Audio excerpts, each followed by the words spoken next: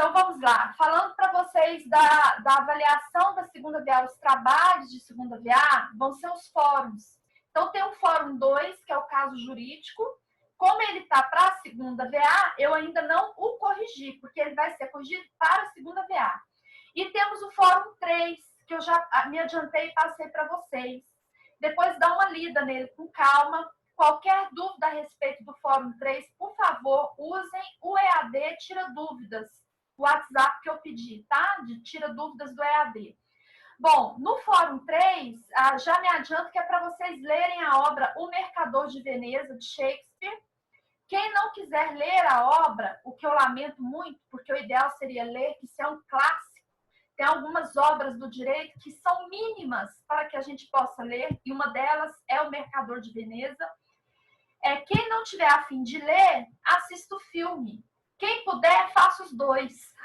Eu já coloquei aqui no EAD, quando você abrir o fórum 3, você já vai ver que tem um link do filme. Para quem prefere assistir o filme, ele está no YouTube, então ele é de fácil acesso aí, tá? E aí vocês vão responder o que está pedindo aqui, e esse trabalho aqui pode ser feito em até 4 pessoas. Portanto, quem quiser fazer individual, fique à vontade. É até 4 pessoas, tá? E aí tem aí as etapas que eu quero que poste. Portanto, o trabalho é para ser postado no fórum. Por quê? Pelo fórum, eu vou ter o registro da atividade de vocês e por meio do fórum, a gente vai trocar ideias, que é o que socialização de resultados, tá bom? Essa obra fala dos contratos que a gente está estudando, né? Então, fala dessa questão de formação de contratos, proposta, aceitação, extinção de contratos, resolução. Por isso que eu escolhi essa obra para a gente trabalhar. Bom, então vamos lá. Nas nossas videoaulas, as 3 últimas a gente falou das causas anteriores de extinção de contratos, né? Que essas causas anteriores, na verdade, são causas anteriores à formação do contrato. Então, quando o contrato, o que a gente chama de perfeito acabado, quando ele está nessa fase de se fechar, de concretizar como um contrato perfeito acabado, se houver uma dessas causas, esse contrato não se concretiza. Então, por isso que eles são considerados causas anteriores à formação do contrato.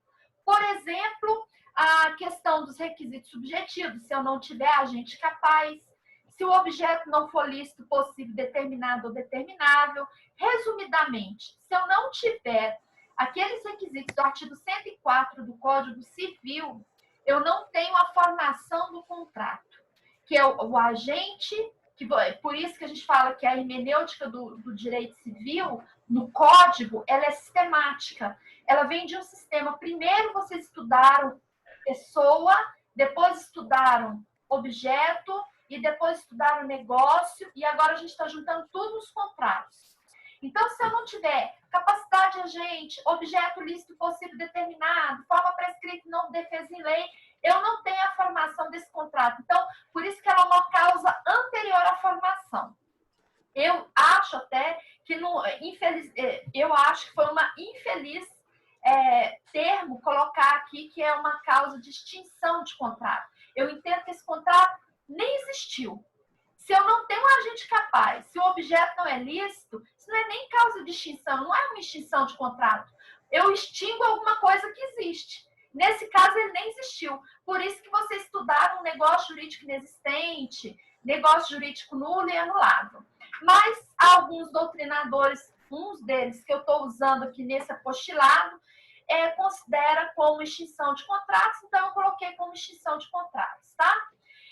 Agora, a cláusula resolutiva que eu falei nas 2 últimas aulas e o direito de arrependimento, esse contrato está no meio do caminho, ele está sendo formalizado. Então, se houver uma cláusula resolutiva, que foi o exemplo que eu dei de uma reserva de domínio, alguém não paga o carro para mim, se ele não pagar, eu tenho direito de retomar esse bem, então eu não formalizei o contrato de compra e venda. Por isso que ele é considerado também uma causa anterior de contrato. E, por fim, nós temos aí o direito de arrependimento, que são as arras, que foi a minha última videoaula. Eu fiz uma revisão de arras com vocês, tá?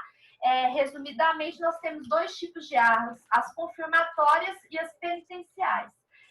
Esse direito de arrependimento está exatamente nas arras penitenciais, em que a parte tem direito de se arrepender. Bom, essas são as causas anteriores, só que agora a gente vai estar falando das causas posteriores à extinção do contrato. Quando eu falo, então, em causa posterior, significa que o contrato já foi feito. E por algum motivo, quando ele já está na sua fase de execução, eu não consigo cumpri-lo. A primeira causa superveniente é a resolução. Então, eu já me adiantei, aliás, quando a gente falou lá das causas anteriores, que também usa essa expressão resolução, nós já lemos um artigo que vai usar essa expressão da resolução, que é exatamente o artigo 474, dois artigos, e o 475. Depois vocês leiam novamente, só que ali ele está na cláusula resolutiva, ou seja, que é uma causa anterior à extinção do contrato. O que eu estou pegando é o termo resolução. Quando a gente vai ver o conceito de resolução nesses dois artigos, 474 e 475, nós chegamos à conclusão que o termo resolução é associado a quando uma das partes está inadimplente. Então, rememorando o que vocês estudaram em direito das obrigações, no nome iuris, ou seja, no nome jurídico, devedor é diferente de inadimplente, que é diferente de insolvente. Devedor é aquele que deve, não necessariamente ele está em atraso. Se eu compro um objeto em 5 vezes e eu pago todo dia, todo mês, no dia correto, eu sou devedora se houver ainda parcela em aberto. Mas num determinado mês, venceu o dia 5, hoje é dia 23, e eu ainda não paguei, eu me tornei inadimplente. Então, eu saí do devedor e me tornei inadimplente. Se eu atraso 3 parcelas e recebo uma cartinha avisando que se eu não pagar, meu nome vai negativado, eu fui reduzida à insolvência, mas ainda não sou insolvente. Quando meu nome for negativado, é um atestado de não pagamento, e eu fui avisada, eu tenho aí a insolvência. Então, devedor é quem deve, inadimplente é quem está em mora, e vocês sabem o que significa, que é o atraso. E o insolvente é quem está em mora e não paga. Então, eu estou em mora e não paguei. Bom, portanto, a palavra resolução é associada para o indivíduo que está inadimplente. Então, vocês já sabem que não necessariamente ele é insolvente, mas ele está inadimplente. Bom, esse inadimplemento, ele pode ser voluntário, involuntário ou por onerosidade excessiva. Eu vou resumir cada um deles, porque os 3 vão ser objetos do nosso estudo.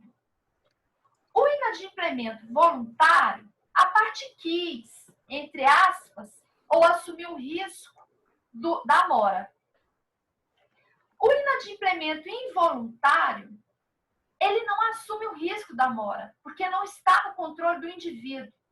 Ele advém de causas externas, além do controle dele. E o inadimplemento por onerosidade excessiva ocorre quando há um desequilíbrio contratual entre as partes. Eu estou onerando demais uma parte em detrimento da outra, por questões também extraordinárias. Então, ocorrem alguns fatos em que continuar com aquele contrato torna para uma das partes extremamente oneroso, enquanto a outra se beneficia dessa onerosidade. Na onerosidade excessiva é que nós temos a revisional. Não sei se vocês já ouviram essa expressão. Então, veja bem, revisar um contrato não significa que eu quero acabar com ele. Eu quero, na verdade, que me seja dada a opção de continuar cumprindo com o que eu contratei, mas de maneira tal que eu consiga pagar. Por exemplo, se for em dinheiro. Porque a situação atual não me permite continuar as coisas como estão. Resumindo, é isso. Dei bem a calhar essa matéria nesse semestre, né? Que lindo! Bom, continuando. Então, vamos lá. Vamos começar pela palavra resolução. Resolução, então, é quando eu tenho o inadimplemento, seja voluntário ou involuntário ou por onerosidade excessiva. Então, são nesses 3 casos. Primeira situação, eu só tenho a resolução para os contratos bilaterais. Entenda-se bilateral quanto ao plano da eficácia. Vamos lembrar lá na escada pontiana. Contrato advém de negócio jurídico. E o negócio jurídico, para ser eficaz, ele começa no primeiro degrau, que é da vontade.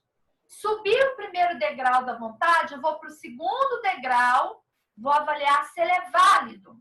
Aqui no segundo degrau da validade é que eu tenho os vícios de consentimento, ou os vícios sociais que vocês estudaram, tais como erro, dolo, fraude contra credores, coação, lesão, onerosidade excessiva, ó, lesão, estado de perigo, simulação, tá?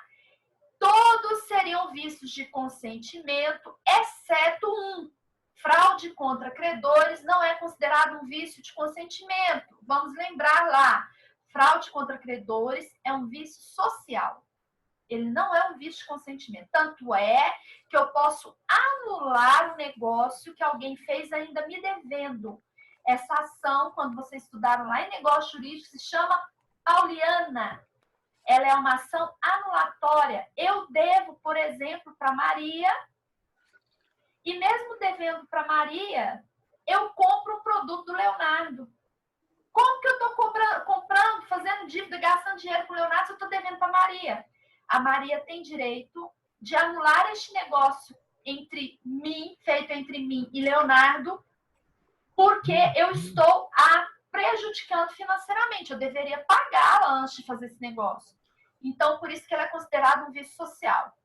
Quando eu subo esse segundo degrau, que é da validade, eu entro no terceiro, que é no plano da eficácia. É no plano da eficácia que eu tenho as cláusulas do contrato. O que vocês estudaram na eficácia dos negócios jurídicos? Condições, que são cláusulas, o termo, o encargo. Não sei se vocês se lembram disso. Os prazos também, que é o prazo de início, prazo de fim. Bom, então o que eu estou dizendo?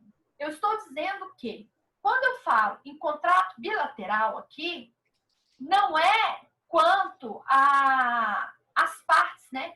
Porque se eu estou falando de contrato, um contrato como negócio jurídico, todo negócio jurídico é bilateral, quanto às partes. Porque para haver negócio jurídico, eu tenho de um lado credor e do outro devedor. E nos contratos eu tenho contratante e contratado. Então eu posso afirmar que todo contrato que é um negócio jurídico é bilateral em relação às partes. Porém, quanto à eficácia, ele pode ser bilateral ou unilateral. Qual é a diferença? No contrato unilateral, ele ocorre com as doações. São os contratos gratuitos. Por exemplo, as doações. Então, ele impõe ônus a apenas uma das partes. Eu vou dar meu livro para o Pedro. Então, ele está impondo ônus apenas a mim de entregar uma coisa para o outro que vai ser só beneficiado. Ele não vai ter prejuízo nenhum em ganhar esse livro. Então, os contratos unilaterais são aqueles gratuitos. Os contratos bilaterais são aqueles onerosos, no plano da eficácia. Portanto, eu só tenho resolução de contrato bilateral. É lógico isso, né? Não tem sentido eu dar um carro para minha filha, que é uma doação, sem encargo nenhum, sem ônus nenhum para ela, e esse carro tem algum prejuízo, ele estraga. Aí minha filha entra com a ação querendo resolver esse contrato comigo. Ué, eu dei de presente, se ela não quiser o carro, ela faz o que ela quiser. Portanto, a resolução, ela só ocorre no contrato bilateral, que é aquele que ambas as partes têm ônus, tá? Então, seria o contrato oneroso. A resolução só ocorre também em situações supervenientes à formação desse contrato. Então, esse contrato já está pronto. Você já fez um negócio com o Pedro, você já assinou um contrato, uma nota promissória, só que você, por exemplo, não está conseguindo continuar pagando aquilo que você assumiu com ele. A causa dessa resolução seria por inexecução ou por incumprimento do contrato. Ele não está sendo executado como deveria. Essa inexecução, vamos fazer uma pausa aqui. Quem vai ser o inadimplente depende de quem eu estou falando, tá? Veja bem. Vamos pegar um exemplo que é comum, corriqueiro, uma locação. Eu aluguei o imóvel da Maria. Maria me alugou um imóvel para moradia. Tem um mês que eu estou no imóvel e esse imóvel direto, ele está tendo queda de energia. E ele tem um mês apenas. E ele direto, ele dá queda de energia. E eu reclamei para Maria e ela não se prontificou a resolver isso para mim. Ora, o objeto principal foi a casa para eu morar. Quais são os requisitos básicos para eu ter moradia? Água e energia, saneamento. Se eu alugo um imóvel para morar, ele tem que me dar condições de moradia. Se a luz, se a energia está caindo direto, então, e eu já reclamei para ela e tenho provas disso, quem está inadimplente? Sou eu ou é ela? É ela. Então, cuidado com essa expressão inadimplemento. Devedor tanto pode ser, vou associar aqui com o direito às obrigações. O inadimplente tanto pode ser o credor, que a gente conhece como credor, como pode ser o devedor, tá? Então, o inadimplente é aquele que não está cumprindo com o que contratou, compactuado. Agora, então eu poderia rescindir esse contrato, da mesma forma que ela poderia, se eu atrasasse o aluguel, ela poderia pedir despejo, me cobrar multa rescisória, juros. Pelo princípio da isonomia, eu posso fazer o mesmo com ela. Se ela não está cumprindo com o pactuado de entregar um imóvel com condições de moradia, eu posso rescindir esse contrato, cobrar dela multa, etc., inclusive perdas e danos, né? Por eu ter gasto, por exemplo, com transporte, perder meu tempo útil encaixotando meus objetos, né? Meus móveis, e depois eu ir para um lugar que não tem condição de eu morar, sendo obrigada a me mudar ali novamente. Então, todas as despesas que eu tiver em decorrência disso, ela teria que arcar. Bom, então, essa causa do incumprimento ou inexecução é tanto por parte do credor como do devedor. Neste caso, eu tenho na resolução o rompimento do vínculo contratual. Eu rompi esse vínculo contratual. Não quero mais continuar com esse negócio. Só tem um detalhe. No nosso apostilado, estamos falando mediante ação judicial. Porque no nosso apostilado, a nossa parte de contrato, o que a gente estuda, são contratos eminentemente civis, tá? Porém, na parte de direito empresarial, vocês vão estudar a partir do artigo 966, salvo engano, na nossa grade é no 5º período, vocês começam a estudar direito empresarial, e o direito empresarial está dentro do Código Civil, mas os contratos ali, eles têm algumas características, porque são referentes a pessoas jurídicas. E nessa área de direito empresarial, os contratos que são feitos realmente se tornam lei entre as partes, as pessoas jurídicas, se aplica ali de maneira efetiva a pactum servanda. Muito difícil você conseguir, num contrato empresarial, você querer rescindir o contrato, por exemplo. É tudo possível em épocas de crise, né? Que não sendo crise, é bem difícil. E os contratos empresariais, é comum ter cláusula de ao invés de ir para o judiciário, a cláusula arbitral, ou seja, as questões dirimidas ali, as partes pactuam que sejam resolvidas pela corte arbitral, o que tem muito aqui em Anápolis por causa do nosso DAIA, né? E aí as cortes arbitrais que as empresas daqui procuram são as cortes de Brasília, porque os contratos são milionários, né? Uma conta de água de luz de uma empresa daquela ali deve ser só a conta de água por mês, uns 500 mil por mês, mais ou menos. Então, qualquer contrato de maquinário, tecnologia que eles usam ali é coisa de milhões. Então, se uma das partes não cumpre o pactuado, isso vai ser resolvido. Todos os contratos colocam lá que vai ser dirimido na corte arbitral. Sendo dirimido na corte arbitral e as partes concordaram com isso, isso não chega ao judiciário.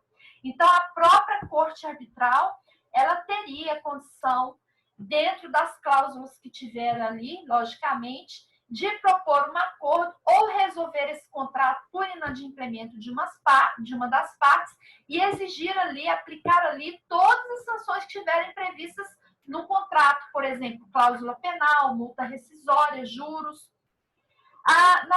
Na nossa realidade de contratos civis, é muito comum corte arbitral nos contratos de locação.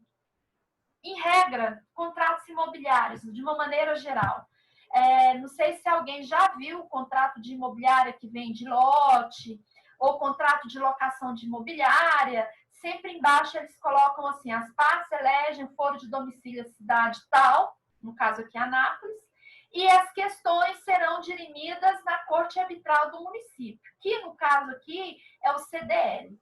Então, tem muitas situações de atraso de aluguel, descumprimento e atraso de contratos e que vão direto para a corte arbitral, porque ele está descumprindo o que está ali no contrato. Então, esse rompimento do vínculo contratual, ele pode ser levado para a via administrativa também, desde que tenha essa cláusula arbitral. Bom, aí entramos no primeiro caso, que é por inexecução voluntária. A inexecução voluntária, ela decorre de um comportamento culposo. Veja bem, o Código Civil, ele não quer entrar no mérito se a pessoa agiu com dolo ou culpa. Isso para ele não interessa. Não vai fazer diferença na aplicabilidade das perdas e danos. O raciocínio, a hermenêutica civilista é diferente da penal, que no dolo a pessoa quis o resultado ou assumiu o resultado, né? Aqui a culpa agiu com negligência, imperícia e imprudência. Para o direito civil isso não faz diferença. Eu não me interessa entrar na psique do indivíduo para saber se ele agiu com dolo ou com culpa. O simples fato dele estar inadimplente, ele está errado e presume que é voluntária. Então, eu vou fazer um paralelo entre inexecução voluntária com a voluntária para vocês verem a diferença. Na inexecução involuntária, eu teria o descumprimento de um contrato de causa que eu não tive culpa e que, olha bem o que eu vou dizer, e que esse fato que me levou ao atraso também ocorreu ou ocorreria nas mesmas condições com o credor. Exemplo, a triste catástrofe de Brumadinho, de Mariana.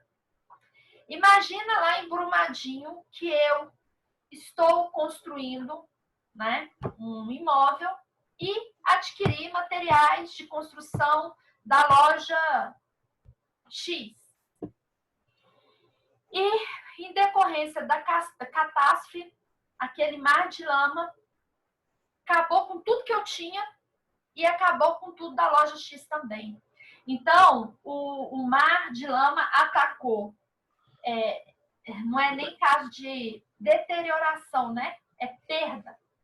Eu perdi a minha construção, tudo que eu tinha foi total. E a loja também.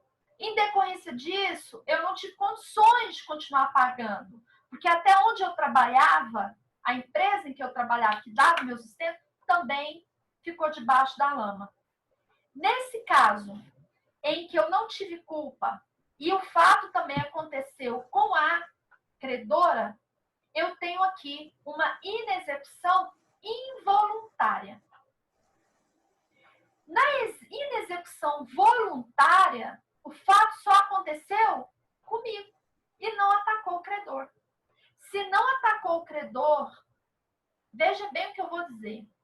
Quem está em mora está errado. Simples assim.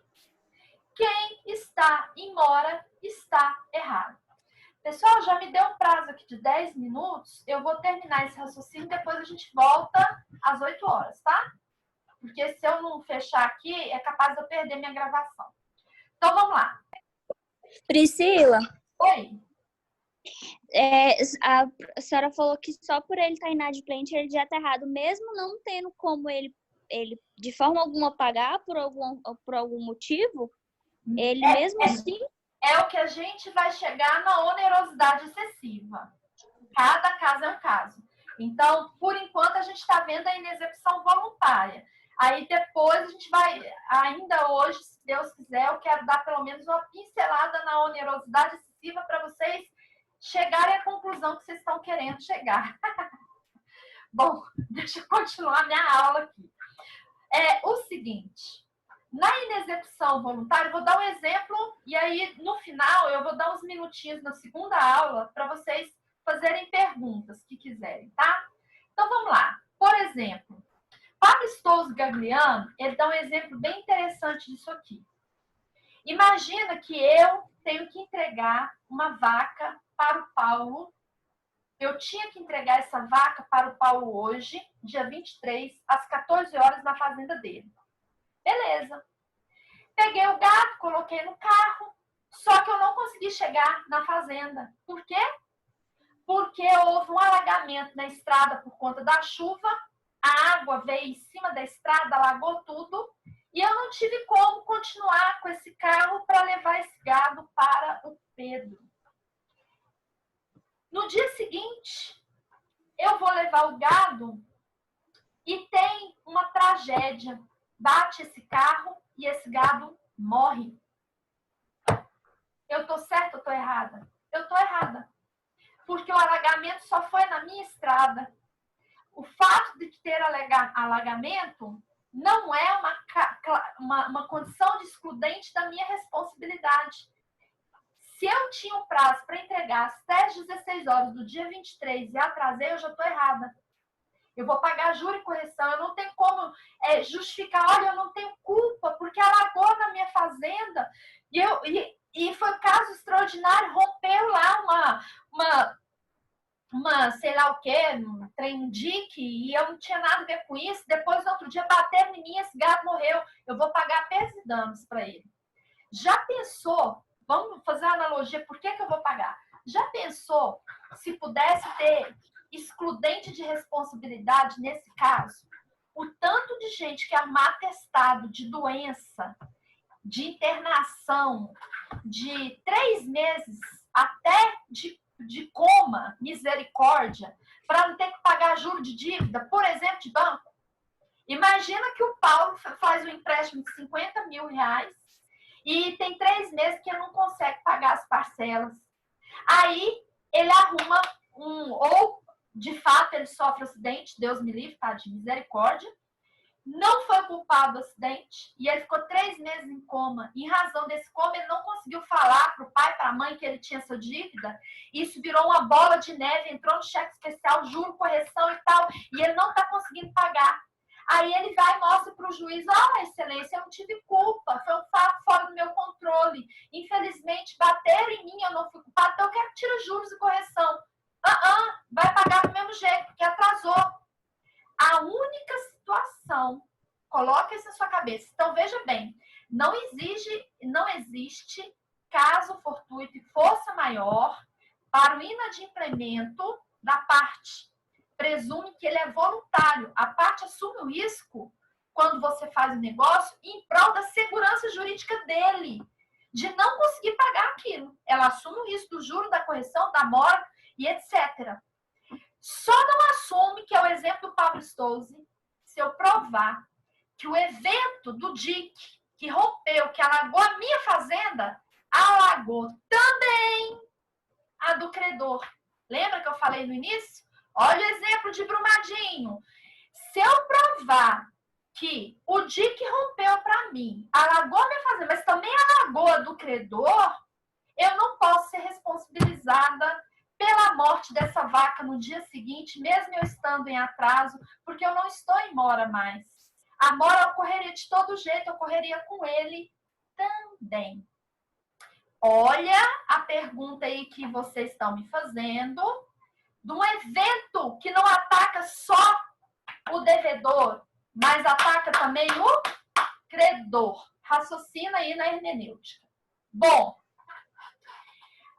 caso contrário, eu vou ser responsável por juro, correção, cláusula penal e etc. Bom, eu vou encerrar aqui, porque senão eu não consigo gravar essa aula e a gente continua no segundo momento, tá bom? Tchau pra vocês.